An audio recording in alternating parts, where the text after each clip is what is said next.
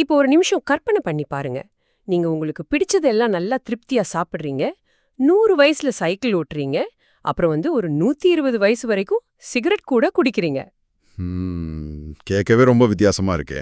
ஆமா, இப்போ உலகத்தோட தலைசிறந்த மருத்துவ நிபுணர்கள் எல்லாம் உங்களை சுத்தி நின்னு உங்களோட நீண்ட ஆயுளுக்கு என்ன ரகசியம் அப்படின்னு ஆராய்ச்சி பண்றாங்கன்னு வச்சுக்கோங்க. இது கொஞ்சம் முரணா இருக்கு இல்லையா? கண்டிப்பா. ஏன்னா 100 வயசு வரைக்கும் வாழணும்னாலே அது ஏதோ ரொம்ப கடுமையான டயட், ரொம்ப கசப்பான ஜூஸ் குடிக்கிறது மூலமா தான் முடியும்னு நம்ம நினைச்சிட்டு இருக்கோம். கரெக்ட். ஆசைகள் எல்லாம் அடக்கி மனதை வருத்திக்கிற விஷயங்கள் மூலமா மட்டும்தான் நீண்ட ஆயுள் கிடைக்கும்னு நாம ஒரு மாதிரி நம்பிட்டு இருக்கோம். ஆனா இன்னைக்கு நம்மளோட இந்த ஆழமான உரையாடல்ல எந்த ஒரு கடுமையான விதிகளையும் பின்பற்றாம மிக இயல்பாக 110 வயதை கடந்து வாழ ஒரு சிறிய மனித கூட்டத்தை பத்தி தான் நாம டீகோட் பண்ண போறோம். ஓஹோ, சூப்பர் சென்டினேரியன்ஸ் பத்தி பேச போறோம், சரிதானே? எக்ஸாக்ட்லி. உங்களை இந்த சுவாரஸ்யமான தேடலுக்கு வரவேற்கிறேன். இன்னைக்கு நாம இக்கிகாய் புத்தகத்தோட 5வது அத்தியாயத்துக்குள்ள முழுமையா இறங்க போறோம். இந்த டாபிக் பாத்தீங்கன்னா உண்மையிலே ரொம்ப ஃபேசினேட்டிங். இது வெறும் எப்படி ரொம்ப நாள் உசுரோட வாழறது அப்படிங்கிற சர்வைவர் பத்தின விஷயம் கிடையாது. ஆமா, நான் கூட அந்த புள்ளி விவரங்களை பார்த்தப்போ எனக்கு ஒரு பெரிய ஷாக்.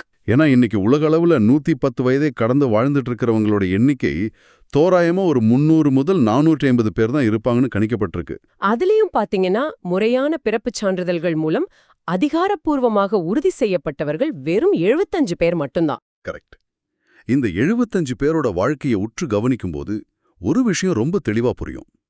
அவங்க மரணத்தை ஏமாத்தல, மாறாக தங்களுக்கு கிடைச்ச வாழ்க்கைய எப்படி முழுமையா ரொம்ப சந்தோஷமா வாழணும் அப்படிங்கிற கலையை மாஸ்டர் பண்ணிருக்காங்க. சரி, இத கொஞ்சம் விரிவாக பாப்போம். இந்த 75 பேரும் ஏதோ வேற்று கிரகத்திலிருந்து வந்த சூப்பர் ஹீரோக்கள் கிடையாது இல்லையா? நிச்சயமா கிடையாது. அவங்க எந்த விதமான பயோ ஹேக்கிங் டெக்னாலஜியும் பயன்படுத்தாத ரொம்ப சாதாரண மனிதர்கள் தான். ஆனா அவங்க வாழ்க்கை முறையிலிருந்து நாம கத்துக்க வேண்டிய விஷயங்கள் எக்கச்சக்கமாக இருக்கு. அதான் இந்த டீப் டைவோட முக்கியமான நோக்கமே. அந்த மனிதர்களோட சொந்த அனுபவங்கள்ல இருந்து அவங்களோட ரகசியங்களை வெளியே கொண்டு வர்றது. ரொம்ப முக்கியமான விஷயம் என்னன்னா, ஒரு நிமிஷம் கூட சும்மா இருக்க முடியாத அளவுக்கு கேட்ஜெட்ஸ், டெட்லைன்ஸ், அப்புறம் மன அழுத்தம்னு ஓடிட்டு இருக்கிற நம்மளோட தற்போதைய நவீன வாழ்க்கைக்குள்ள அந்த எளிய மனிதர்களின் தத்துவத்தை எப்படி பிராக்டிக்கலா கொண்டு வரது அப்படிங்கறத கண்டுபிடிக்கிறது தான். கண்டிப்பா. அப்போ உலகிலேயே அதிக நாட்கள் வாழ்ந்ததாக பதிவு செய்யப்பட்ட அந்த மனிதர்கள்ல இருந்தே நம்ம தொடங்குவோம். மிசாவோ ஒக்காவா அப்படிங்கிற ஒரு ஜப்பானிய பெண்மணி. இவங்க 117 ஆண்டுகள் வாழ்ந்திருக்காங்க. வாவ், 117 வருஷமா? ஆமா. இவங்களோட வாழ்க்கை தத்துவம் என்ன தெரியுமா? ரொம்ப ரொம்ப சிம்பிள். நல்லா சாப்பிடுங்க, நல்லா தூங்குங்க, நீங்க ரொம்ப காலம் ஆரோக்கியமா வாழலாம். மனச ரிலாக்ஸ்டா வச்சுக்க கத்துக்கணும். அவ்வளவுதான். கேட்கவே ரொம்ப இனிமையா இருக்கு. அவங்க டயட் என்னவா இருந்துச்சு? அவங்களுக்கு சூஷி உணவு ரொம்ப பிடிக்குமாம். அதை விட ஆச்சரியம் என்னன்னா, தன்னுடைய 110 வயசு வரைக்கும் யாருடைய உதவியும் இல்லாம வேலைகளை தானே செஞ்சிருக்காங்க. அந்த தற்சார்பு அப்படிங்கிறது தான் இங்க ஒரு மிகப்பெரிய ட்ரிகர். அதாவது நம்ம உடம்பு எப்பவும் இயங்கிட்டே இருக்கணும்னு டிசைன் செய்யப்பட்டது. ஆக்டிவா இருக்கணும். ஆமா, எந்த ஒரு சின்ன வேலையா இருந்தாலும் அதை தன் கைகளால செய்யும்போது உடலுக்கும் மனதுக்கும் இடையில ஒரு ஸ்ட்ராங்கான கனெக்ஷன் உருவாகுது. இப்ப இன்னொரு உதாரணத்தையும் பாருங்க. எக்வடார் நாட்டைச் சேர்ந்த மரியா காப்போவில்லா. ஓ, இவங்களும் ரொம்ப ஃபேமஸ் ஆச்சே. ஆமா, இவங்க 116 வருஷம் வாழ்ந்திருக்காங்க. இவங்களோட ரகசியம் என்னன்னு கேட்டா, தன் வாழ்நாள்ல இறைச்சியே சாப்பிட்டதில்லைன்னு சொல்றாங்க. ஓஹோ, அப்போ அது ஒரு நல்ல உணவு பழக்கம். அது ஒரு பக்கம் இருந்தாலும் அவங்களுக்கு வால்ஸ் நடனம் ஆடுறதும் சின்ன சின்ன கைவினைப் பொருட்கள் செய்யறதும் ரொம்ப பிடிக்குமா. வயதான காலத்திலயும் அதை அவங்க நிறுத்தவே இல்லை. இத கேட்கும்போது எனக்கு ஒரு விஷயம் தோணுது. நம்மளோட தற்போதைய வாழ்க்கை முறை எப்படி இருக்குன்னு கொஞ்சம் யோசிச்சு பாருங்க. ஒரு மாதிரி ரொம்ப அவசரமா இருக்கு இல்லையா? ஆமா, ஒரே நேரத்துல social media, email, WhatsApp, OTT அப்படின்னு பல ஆப்ஸ பேக்ரவுண்ட்ல ஓடவிட்டு சீக்கிரமாகவே பேட்டரியை ட்ரெயின் பண்ணிக்கிற ஒரு ஸ்மார்ட் போன் மாதிரி நாம மாறிட்டோம். ரொம்ப சரியான ஒப்பீடு. எப்பவும் ஒரு பரபரப்பு, எதையோ தேடி ஓடுற ஒரு பதற்றம், நம்ம உடம்பும் மூளையும் எப்பவும் ஒரு விதமான ஃபைட் ஆர் ஃப்ளைட் மோட்லயே இருக்கு. உண்மைதான். ஆனா அந்த மிசாவோ, மரியா மாதிரியான ஆட்களோட வாழ்க்கை அப்படி இல்ல. அவங்களுக்கு என்ன தேவையோ அதை மட்டும் செஞ்சு பல நாட்களுக்கு பேட்டரி நிக்கிற ஒரு கிளாசிக் ஃபீச்சர் போன் மாதிரி ரொம்ப சிம்பிளா வாழ்ந்திருக்காங்க. இந்த ஸ்மார்ட் போன் அப்புறம் ஃபீச்சர் போன் ஒப்பீடு ரொம்ப சரியானது. இதுக்கு பின்னாடி இருக்கிற பயாலஜியை நம்ம புரிஞ்சுக்கணும். நீங்க சொல்ல அந்த பரபரப்பு இருக்குல்ல, ஆமா, அந்த ஸ்ட்ரெஸ், அது தொடர்ந்து நடக்கும்போது நம்ம உடம்புல கார்டிசால் அப்படிங்கிற ஸ்ட்ரெஸ் ஹார்மோன் எப்பவும் அதிகமாவே இருக்கும். இது நாளடைவுல நம்ம செல்களையே டேமேஜ் பண்ணிடும். அப்போ அந்த ரிலாக்ஸ்டான மனநிலை ரொம்ப முக்கியம். எக்ஸாக்ட்லி. இங்க மிகவும் ஆச்சரியப்பட வைக்கும் விஷயம் என்னவென்றால், நீண்ட ஆயுள் என்பது உங்களை நீங்களே வருத்திக் கொள்ளும் கடுமையான டயட் கட்டுப்பாடுகளிலோ அல்லது ஜிம்ல மணிக்கணக்கா ஒர்க் அவுட் பண்றதுல இல்ல. வேற இதுல இருக்கு. தங்களுக்கு பிடித்தமான சின்ன சின்ன விஷயங்கள், அது மரியாவை போல நடனமாடுவதாக இருக்கலாம் அல்லது ஒரு பெயிண்டிங் பண்றதாக இருக்கலாம், அதில் முழு ஈடுபாட்டோடு இருக்கும்போது அவங்க நரம்பு மண்டலம் அமைதியாகுது. அந்த ரிலாக்ஸ்டான மனநிலை தான் அவங்க செல்களை இளமையா வச்சிருக்கு. ஆனா வெறும் உணவும் தூக்கமும் அப்புறம் சின்ன சின்ன வேலைகளை செய்யறது மட்டும்தான் ஒரு மனிதனுக்கு இவ்ளோ நீண்ட ஆயுளை தந்துடுமா? நீங்க வேற ஏதோ யோசிக்கிறீங்கன்னு நினைக்கிறேன். ஆமா, நிச்சயம் இதுக்கு பின்னாடி வேற ஏதோ ஆழமான உளவியல் காரணங்கள் இருக்கணும் இல்லையா? ஏன்னா நான் பிரான்ஸ் நாட்டை சேர்ந்த ஜீன் கால்மெண்ட் அவங்கள பத்தி படிச்சப்போ உண்மையிலே எனக்கு சிரிப்பு வந்துருச்சு. ஓ, மனித வரலாற்றிலேயே அதிக காலம், அதாவது 122 வயசு வரைக்கும் வாழ்ந்ததாக அதிகாரப்பூர்வமா பதிவு செய்யப்பட்டவங்க அவங்க தான். அதேதான், இவங்க தன்னுடைய 100 வயசு வரைக்கும் சைக்கிள் ஓட்டியிருக்காங்க. ஓகே, அது ஒரு சிறப்பான ஆரோக்கியமான பழக்கம்னு வச்சுக்கலாம். ஆனா இவங்க தன்னுடைய 120 வயசுல தான் சிகரெட் குடிக்கிறதே நிறுத்திருக்காங்க. ஆமா, அது ரொம்ப ஆச்சரியமான விஷயம். அவங்க ஏன் நிறுத்துனாங்கன்னு தெரியுமா? டாக்டர் சொன்னாரு அதனால நிறுத்திட்டேன் அப்படின்னலாம் அவங்க சொல்லல. கண் பார்வை ரொம்ப மங்கிடுச்சு, அதனால சிகரெட்டை சரியா பத்திர வைக்க முடியல, வேற வழி இல்லாம நிறுத்திட்டேன்னு சொல்லியிருக்காங்க. ரொம்ப கேஷுவலா சொல்லியிருக்காங்க. அது மட்டும் இல்லாம எல்லாமே ரொம்ப சிறப்பா போயிட்டு இருக்கு அப்படின்னு தன் 120வது பிறந்த நாள்ல ரொம்ப நகைச்சுவையா சொல்லியிருக்காங்க. அவங்க அப்படி நகைச்சுவையா சொல்றதுக்கு காரணம் அவங்க வாழ்க்கையை எப்படி அணுகுனாங்க அப்படிங்கிற விதம்தான். இப்போ வால்டர் ப்ரூனிங் அப்படிங்கிற ஒரு அமெரிக்கரையும் எடுத்துக்குவோம். அவர் எத்தனை வருஷம் வாழ்ந்தாரு? இவர் 114 வயசு வரைக்கும் வாழ்ந்திருக்காரு. இவரோட பழக்கம் ஜீனுக்கு முற்றிலும் நேர்மாறானது. தினமும் கரெக்டா 2 வேளை மட்டும்தான் உணவு சாப்பிடுவாரு, தினமும் உடற்பயிற்சி செய்வாரு. ஓ, ரொம்ப டிசிப்ளின்டா இருந்திருக்காரு. ஆமா, ஆனா இவர் நமக்கு சொல்ற ஒரு முக்கியமான அட்வைஸ் என்னன்னா, இறப்பை கண்டு பயப்படாதீங்க, நாம பிறக்கிறதே இறப்பதற்காகத்தான் அப்படின்னு சொல்றாரு. இதே மாதிரி அலெக்சாண்டர் இமிச் அப்படிங்கிற இன்னொரு 111 வயசு சூப்பர் சென்டினேரியன் சொல்றாரு. அவர் என்ன சொன்னாரு? நான் இவ்ளோ காலம் வாழ்வது ஒன்றும் நோபல் பரிசு வாங்குற அளவுக்கு பெரிய சாதனையெல்லாம் கிடையாது, என்னோட மரபணுக்களுக்கு தான் நான் நன்றி சொல்லணும் அப்படின்னு ரொம்ப யதார்த்தமா சொல்றாரு. அந்த அக்செப்டன்ஸ், அதாவது யதார்த்தத்தை ஏத்துக்கிறது ரொம்ப முக்கியம். இப்போ இங்கதான் விஷயம் ரொம்ப சுவாரஸ்யமா மாறுது. நான் உங்களை ஒரு கேள்வி கேக்குறேன். சொல்லுங்க. ஜீன் 120 வயசு வரைக்கும் சிகரெட் குடிச்சிருக்காங்க, வால்டர் தினமும் 2 வேளை தான் சாப்பிட்டு உடம்ப வருத்திருக்காரு, அலெக்சாண்டர் இது வெறும் மரபணுக்களின் வேலைன்னு சிம்பிளா முடிச்சிட்டாரு. ஆமா, ரொம்ப வித்தியாசமான ஆட்கள். இதெல்லாம் பார்த்தா இன்னைக்கு இருக்கிற நவீன மருத்துவமும் வெல்னஸ் இண்டஸ்ட்ரியும் சொல்ற ரூல்ஸ்க்கு முற்றிலும் முரணா இருக்கே. நாம தினமும் காலையில கீரை ஜூஸ் குடிக்கணும், கரெக்டான கேலரி கணக்கு பார்த்து சாப்பிடணும்னு சொல்றாங்க. ஆனா இவங்க எந்த விதியும் ஃபாலோ பண்ணலையே. இது எப்படி புரிஞ்சுக்கிறது? இது ஒரு அருமையான கேள்வி. இத ஒரு பெரிய கண்ணோட்டத்துல இணைச்சு பார்த்தா மட்டும்தான் நமக்கு விடை கிடைக்கும். நீண்ட ஆயுள் என்பது ஏதோ ஒரு குறிப்பிட்ட மருத்துவ விதியையோ ஒரு பர்ஃபெக்டான உணவு முறையையோ கண்மூடித்தனமா பின்பற்றது கிடையாது. அதாவது ஒரு ஃபார்முலா மாதிரி இல்லைன்னு சொல்றீங்க. கரெக்ட். அதுக்காக ஜீன் சிகரெட் குடிச்சாங்க. சோ சிகரெட் குடிக்கிறது ஆரோக்கியமானதுன்னு நாம தப்பா புரிஞ்சுக்க கூடாது. அந்த இடத்துல அவங்க மனநிலை எப்படி இருந்ததுன்னு பார்க்கணும். நம்ம மனநிலை இப்போ ரொம்ப பதற்றமா இருக்குல்ல. ஆமா, நவீன காலத்துல நாம ஒரு ஹெல்த்தியான சாலட் சாப்பிடும்போது கூட, ஐயோ இதுல ஆர்கானிக் காய்கறி இல்லையோ, இதுல கேலரி அதிகமாயிடுமோன்னு ஒரு பதற்றத்தோட, ஒரு ஸ்ட்ரெஸ்ஸோட தான் சாப்பிடுறோம். ஆமா, ரொம்ப ஓவர் திங்கிங் பண்றோம். ஆனா அந்த சூப்பர் சென்டினேரியன்கள் மரணத்தை கண்டு பயப்படல. எதிர்காலத்தை பத்தின எந்த ஓவர் திங்கிங்கும் அவங்களுக்கு கிடையாது. அதாவது அவங்களுக்கு ஹெல்த் ஆன்சைட்டி கிடையாதுன்னு சொல்றீங்க. எக்ஸாக்ட்லி. யதார்த்தத்தை அது எப்படி இருக்கோ அப்படியே எந்த எதிர்ப்பும் இல்லாம ஏத்துக்கிட்டாங்க. அது அவங்களுக்குள்ள ஒரு மிகப்பெரிய உளவியல் வலிமையை உருவாக்குச்சு. Psychological resilience. ஆமா, நீங்க என்னதான் பர்ஃபெக்டான டயட்ல இருந்தாலும் மனசுல ஸ்ட்ரெஸ் இருந்தா உடம்பு தன்னைத்தானே அழிச்சுக்கும். ஆனா இவங்க வாழ்க்கையை இலகுவா ரொம்ப கேஷுவலா எடுத்துக்கிட்டாங்க.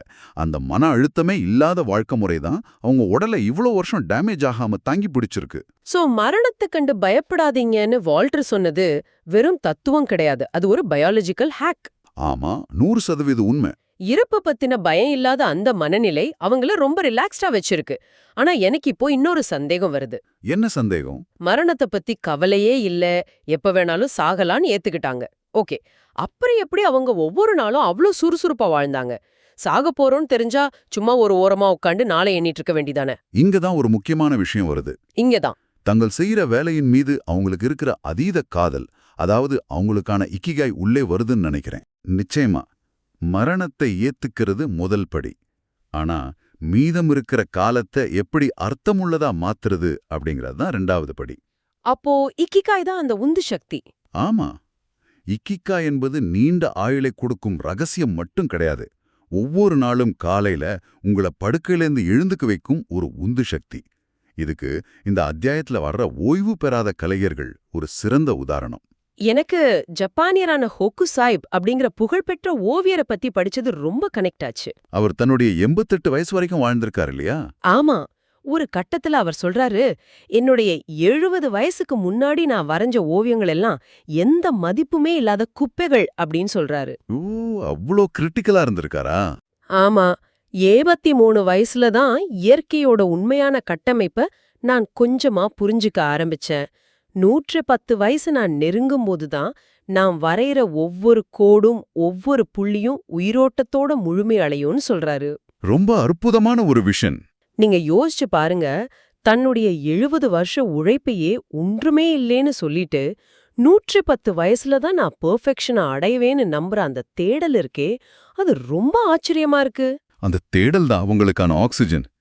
இதே உந்து சக்திய நவீன மங்கா சித்திரக்கதைகளின் தந்தை என்று அழைக்கப்படும் ஓசாமு டெசுகாவா அவங்க கிட்டயும் நம்ம பார்க்கலாம். அவர் தன்னோட கடைசி காலத்துல என்ன செஞ்சாரு? அவர் தன்னுடைய மரணத் தருவாயில மருத்துவமனையில பெட்ல இருக்கும்போது கூட தடுத்து நிறுத்தின தன் மனைவி கிட்ட தயவு செஞ்சு என்ன வேலை செய்ய விடுங்க அப்படின்னு சொல்லிக்கிட்டே தன்னுடைய கடைசி ஓவியத்தை வரைஞ்சிருக்காரு. இது நிஜமாவே சிலிர்க்க வைக்குது. 86 வயசுலயும் தீவிரமா வேலை செஞ்ச திரைப்பட இயக்குனர் ஃப்ரெட்ரிக் வைஸ்மன், அப்புறம் தன்னுடைய 89 வயசுல தான் தனது முதல் ஓவியத்தையே விற்று 100 வயசை கடந்தும் தினமும் ஓவியம் வரைஞ்சுகிட்டு இருக்கிற கார்மென் ஹெரேரா, இவங்களும் இதே ரகத்தை சேர்ந்தவங்க தான். இவங்கெல்லாம் ஒரு தனி ரகம். இவங்களெல்லாம் பார்க்கும்போது சாதாரண மனிதர்களுக்கும் இந்த கலைஞர்களுக்கும் நடுவுல ஒரு பெரிய மனநிலை வித்தியாசம் இருக்கிறத நான் பார்க்கறேன். நம்மில் பெரும்பாலானோர் ஓய்வு, அதாவது ரிட்டையர்மெண்ட் அப்படிங்கறது எப்படி பார்க்கறோம்? ஒரு விடுதலையா பார்க்கறோம். ஆமா, திங்கட்கிழமை ஆனா ஆபீஸ் போகணுமே அப்படிங்கிற பாரத்துல இருந்து தப்பிக்கிற ஒரு ஃபினிஷ் லைனா பார்க்கறோம். 60 வயசு எப்ப வரும், நாம எப்ப வேலையை விடலான்னு காத்துட்டு இருக்கோம். ஆனா இந்த கலைஞர்களை பொறுத்தவரை ஃபினிஷ் லைன் அப்படிங்கிற ஒண்ணு கிடையவே கிடையாது.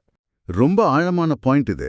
ஏன்னா வேலை அப்படிங்கிறது ஒரு சுமையா நினைக்காம அதுதான் தன் அடையாளம்னு நினைக்கிறவங்களுக்கு ரிட்டையர்மெண்ட் தேவையில்லை. வேலை தான் உங்க வாழ்க்கையே. ஆமா, ஒரு மனிதனுக்கு நோக்கம் அல்லது இக்கிகாய் ரொம்ப தெளிவா இருக்கும்போது வயதாகிறது அப்படிங்கிறது ஒரு தடையாவே இருக்காது.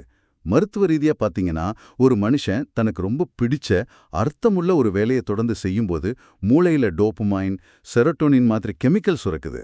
இது உடம்புக்கு என்ன சிக்னல் கொடுக்குது? இது உடம்புக்கு நமக்கு இன்னும் நிறைய வேலை இருக்கு, இந்த மிஷினை தொடர்ந்து இயங்க வை அப்படிங்கிற சிக்னலை கொடுக்குது. அதனால தான் அந்த தீராத தாகம் உடல் சோர்வடைஞ்சாலும் அவங்களுக்கு ஒரு புதிய உயிரை கொடுத்துக்கிட்டே இருக்கு. ஒரு கலைஞனுக்கு அவனுடைய கலை இக்கிகாயாக இருக்கலாம். அவனுக்கு பெயிண்ட் பண்ண பிடிக்குது, படம் எடுக்க பிடிக்குது. ஆனா ஒரு சாதாரண கார்ப்பரேட் ஊழியனுக்கோ இல்ல ஒரு சாதாரண பிசினஸ் பண்றவருக்கோ எப்படி இது சாத்தியம்? இது ரொம்ப பிராக்டிக்கலான கேள்வி. ஆமா, இந்த உந்து சக்திய எப்படி கடைசி வரைக்கும் தக்க வச்சுக்கிறது? இதுக்கு இந்த அத்தியாயத்துல ஒரு சூப்பரான ரகசிய மருந்து கொடுத்திருக்காங்க. அதுதான் தொடர்ந்து கற்பது. எக்ஸாக்ட்லி. கத்துக்கிறத ஒருபோதும் நிறுத்தக்கூடாது அப்படிங்கிறது தான் இங்க முக்கியமான பாடம்.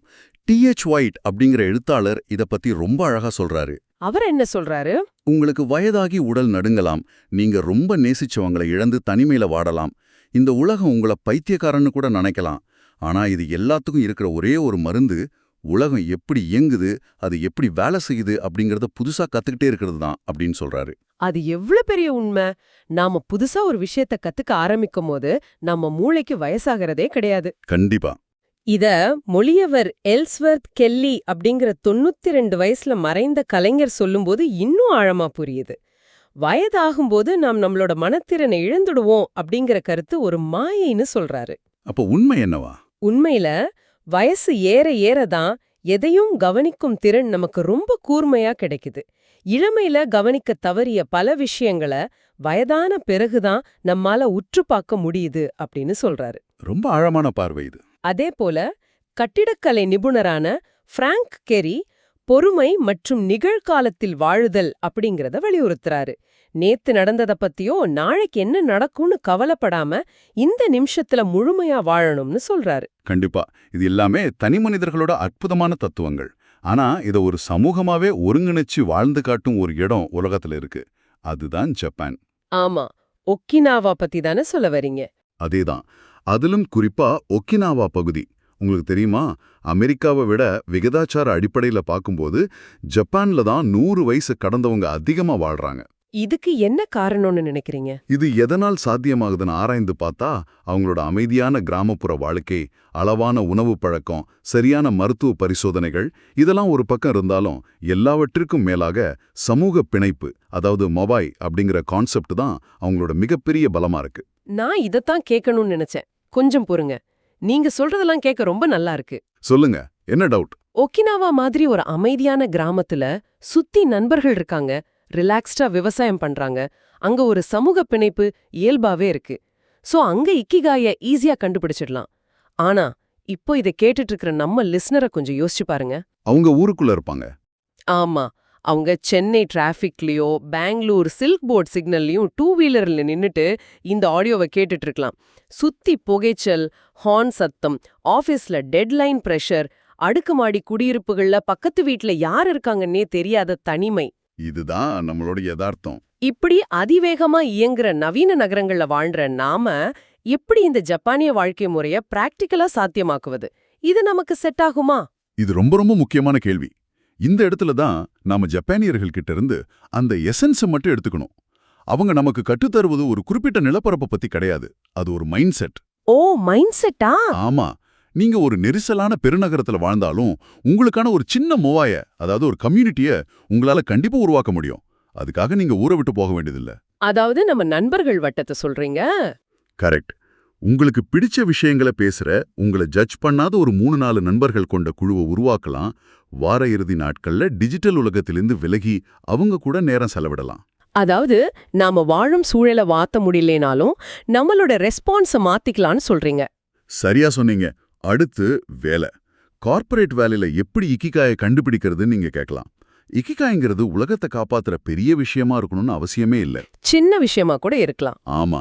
நீங்க செய்யற அந்த சின்ன வேலையில ஒரு பெர்ஃபெக்ஷனை தேடுறது, உங்க வேலையால யாரோ ஒருத்தரோட நாள் கொஞ்சமாவது சுலபமாகுதே அப்படின்னு அதுல ஒரு அர்த்தத்தை கண்டுபிடிக்கிறது. அதுவே ஒரு பெரிய மன நிறைவு தான். எல்லாவற்றுக்கும் மேலே நம்ம மூளையில இருந்து ரிட்டையர்மெண்ட் அப்படிங்கிற வார்த்தையை தூக்கி போட்டுட்டு எந்த வயசானாலும் புதுசா எதையாவது கத்துக்கிட்டு உடலாலும் மனதாலும் சுறுசுறுப்பா இருக்கிறது தான் அந்த ரகசியம். இக்கிகா என்பது வெளியில எங்கேயோ தேடி போற ஒண்ணு கிடையாது. உங்களுக்குள்ளே இருக்கிற அந்த சின்ன சின்ன சந்தோஷங்களை கவனிச்சு வளர்க்கறது தான். வாவ், ரொம்ப யதார்த்தமான ஒரு விளக்கம். இன்னைக்கு இந்த சூப்பர் சென்டினேரியன்கள் கிட்ட இருந்து நாம கத்துக்கிட்டது சும்மா கேலண்டர்ல வருஷங்களை எப்படி நீட்டிக்கிறது அப்படிங்கறத பத்தி இல்ல. ஆமா, லைஃப் ஸ்பேன் கிடையாது, ஹெல்த் ஸ்பேன். அந்த வருஷங்களை எப்படி அர்த்தமுள்ளதா, ஒரு சின்ன பதற்றம் கூட இல்லாம முழுமையான சந்தோஷத்தோட வாழ்றது அப்படிங்கறத பத்தி தான். ஆமா, வாழ்க்கையில நம்ம எத்தனை நாட்கள் வாழ்ந்தோம் அப்படிங்கிறது கணக்கு கிடையாது. அந்த நாட்கள்ல நம்ம எப்படி உயிர்ப்போடா இருந்தோம் அப்படிங்கிறது தான் உண்மையான கணக்குன்னு உங்க நிரூபிச்சிருக்காங்க. சரி, உண்மையை சிந்திக்க வைக்கும் ஒரு ஆழமான கேள்வியோட இந்த உரையாடலை நாம நிறைவு செய்யலாம். முதுமை அப்படிங்கறத ஏதோ உடல் தளர்ந்து போற ஒரு முடிவு கட்டமா, எல்லாவற்றையும் விட்டு விலகுற ஒரு சலிப்பான விஷயமா பார்க்காம உங்க வாழ்க்கை நோக்கத்தோட அடுத்த கட்ட பரிணாம வளர்ச்சியா பார்த்தா எப்படி இருக்கும்? நாளை காலையில அலாரம் அடிக்கிறதுக்கு முன்னாடியே உங்களை படுக்கையிலிருந்து மிக உற்சாகமாக எழச் செய்வதற்கான உங்களுக்கான பிரத்யேகமான அந்த இக்கிகாய் என்னவாக இருக்கும்? கொஞ்சம் அமைதியாக சிந்தித்து பாருங்கள். அந்த விடை வெளியில இல்ல, உங்களுக்குள்ளே தான் இருக்கு. இவ்ளோ நேரம் கேட்டதுக்கு ரொம்ப நன்றி. இந்த Tamil voice reads channel monetisation இல்லாம தான் நடக்குது. இந்த ஆடியோ புத்தகம் உங்களுக்கு பயன் தருது என்று நினைத்தால் இந்த முயற்சி தொடர்ந்து போக உங்க ஆதரவு மிகவும் உதவும். என்னுடைய இந்த முயற்சிக்கு நன்கொடை அளிக்க விருப்பம் இருந்தால் டிஸ்கிரிப்ஷன்ல கொடுக்கப்பட்டுள்ள UPI ID மூலம் வழங்கலாம். உங்களால் முடிந்த அளவு போதும். சிறிய ஆதரவும் பெரிய உதவிதான். இந்த வீடியோ உங்களுக்கு பயனுள்ளதாக இருந்தால் சப்ஸ்கிரைப் பண்ணுங்க, மற்றவர்களுக்கும் பகிர்ந்து கொள்ளுங்கள். இந்த கருத்துக்கள் அவர்களுக்கும் தேவையாக இருக்கலாம். லைக் பண்ணுங்க, உங்க கருத்துக்களை கமெண்ட்ல பகிருங்கள். மனப்பூர்வமான நன்றி. வா.